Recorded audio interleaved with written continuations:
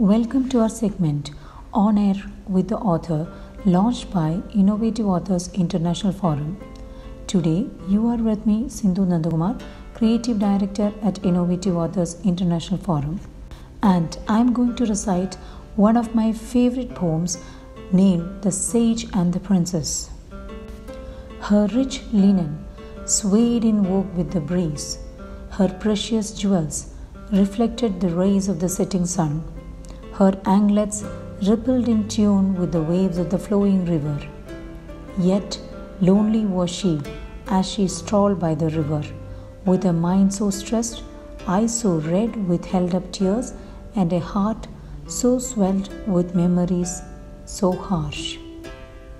The sage in a distance was much in contrast, wrapped in an attire so plain and coarse, bereft of any decor, with a face so serene that expressed pure bliss, simple on sight, meditating for long under the bulky Bodhi tree. Even in contrast, they had a similarity. In one cause, they both dwell in their own realms of thoughts, so deep and drowned that neither was aware of changes around and outside their frame.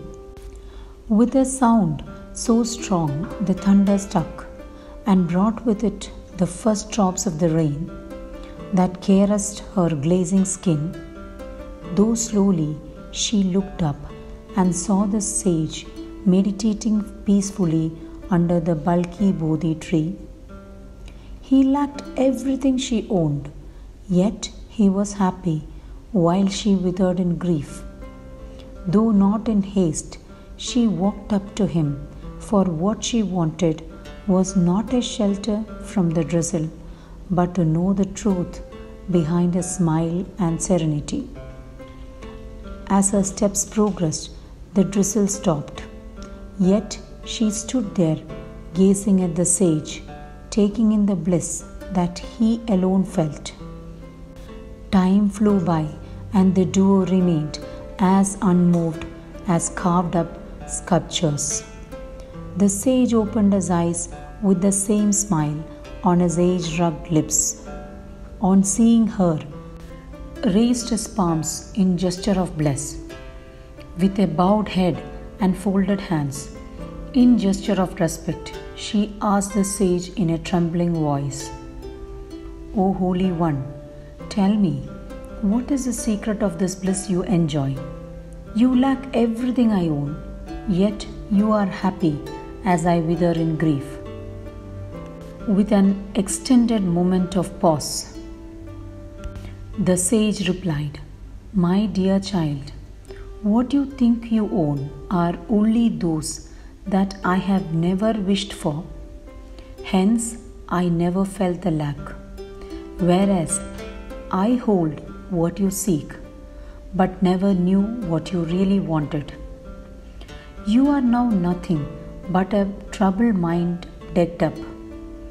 Disown your troubles, lighten your soul, listen to the voice within, for what you seek exists within you." Her lips trembled as she tried to speak. Her held up tears rolled down her rosy cheeks as she kneeled and whispered, "Too many wounds, too many tales. Enlighten me, O sage. How can I unburden my soul and let these emotions flow?" The words of the sage were as tranquil as before. Emotions false and dark are also fears that, if held within, might burn our souls. Hence, let it not puddle within you as wounded memories to bring back tears when alone. Brushing aside her tears, she asked the sage, "Tell me, O Holy One, if not to be expressed, if not to be held within, what could one do when emotion so strong swells up your heart?"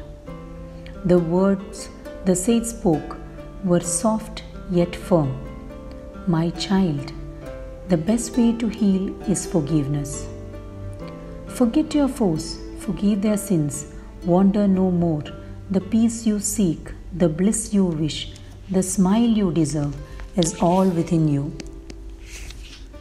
She could no longer feel the tears roll down. Her heart felt light, and a shadow of a smile crossed her lips. The sage could see a sparkle in her eyes mirrored from his own as she heard him quote, "So does the truth run, that joys of life are too small to find, for they lie within those who seek. So seek your joys, not somewhere far, but within our souls, for what we seek is all within us." Thank you. You were listening to the poem named The Sage and the Princess. Have a great day.